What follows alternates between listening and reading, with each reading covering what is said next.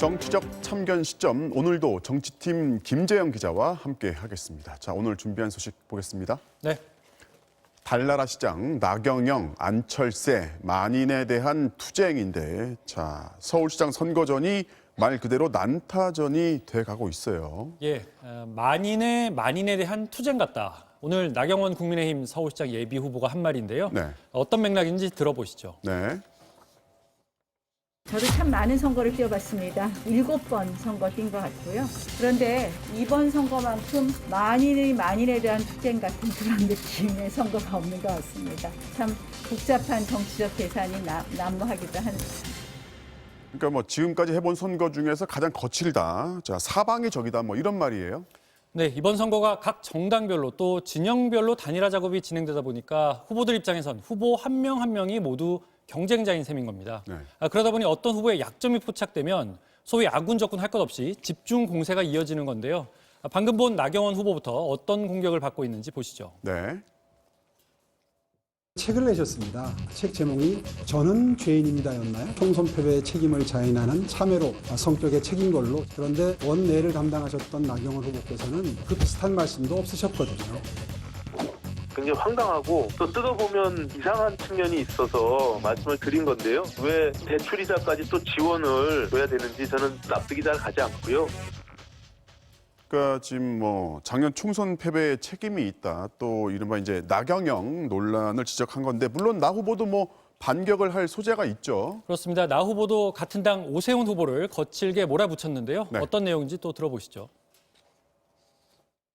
10년 전에 아이들 점심값 주는 것을 이유를 해서 스스로 물러난 시장이 다시 표를 구한다는 것은 경쟁력에 명분이 없다. 발상의 전환을 해야 되는데 오세훈 후보님은 2011년도에도 무상급식이라는 그 시대의 언어를 이해하지 못하셨거든요. 여전히 그러신 것 같습니다. 자, 오 후보는 시장직을 던졌던 전력 때문에 당 안팎에서 비판을 받고 있습니다. 공격 대상이 되는 건 범여권 선두주자인 박영선 후보도 마찬가지인데요. 네. 어떤 내용인지 들어보시죠. 네. 행복해야 된다. 맞습니다. 행복해야죠. 근데 사후를 제시해 주셔야 되는 거 아닌가요? 그런 말씀을 안 하시고 행복 운운하시니까 달나라 시장이신 거 있어요.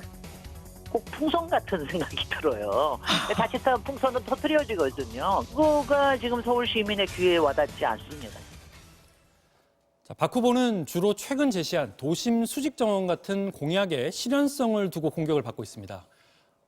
자, 이 와중에 민주당 이제 우상호 후보는 이제 앞에 보도가 나갔지만은 그 박원순 시장을 선거 전에 이제 불러들여서 공격을 당하고 있어요. 예, 우 후보는 앞서 보도에도 보셨지만 박 전 시장을 롤 모델로 삼겠다는 선언을 하려다 논란을 자초한 셈이 된 건데요. 네. 이어서 보시죠. 네.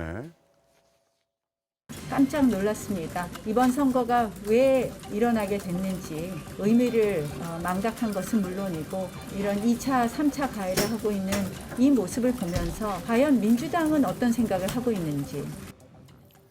우 후보는 또 21년 전 5.18 전야제날 광주에서 벌인 단란주점 술판이 다시 공격의 대상이 되고 있습니다. 또 국민의당 안철수 후보 같은 경우에도 민주당과 국민의힘 양쪽에서 협공을 당하고 있는데요. 네. 이어서 보시죠.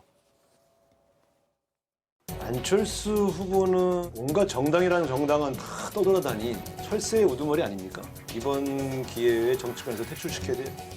임명수 대법원장 임명 동의안이 가결되는데 결정적인 역할을 하신 분이 안철수 후보의 국민의당이었거든요. 우리 야권 후보를 열심히 뛰시니까 참 모순적인 형국이 김명수 대법원장 임명할 때 이제 안철수 후보가 민주당 편에서 동의를 해줬다. 이거를 공격을 하는 거죠. 예, 안 후보는 아무래도 여야를 넘나들었던 이력 때문에 정체성 공격을 가장 많이 받고 있습니다. 네. 이렇게 비방전이 이어지면서 본선을 치르기도 전에 모두 만신창이가 되는 게 아니냐 이런 우려까지 나오고 있습니다. 자, 세어보니까 선거일까지 57일 남았는데 벌써부터 비난전이 이 정도면 유권자도 머지않아서 지칠 것 같습니다. 오늘은 여기까지 듣겠습니다. 지금까지 김재영 기자였습니다.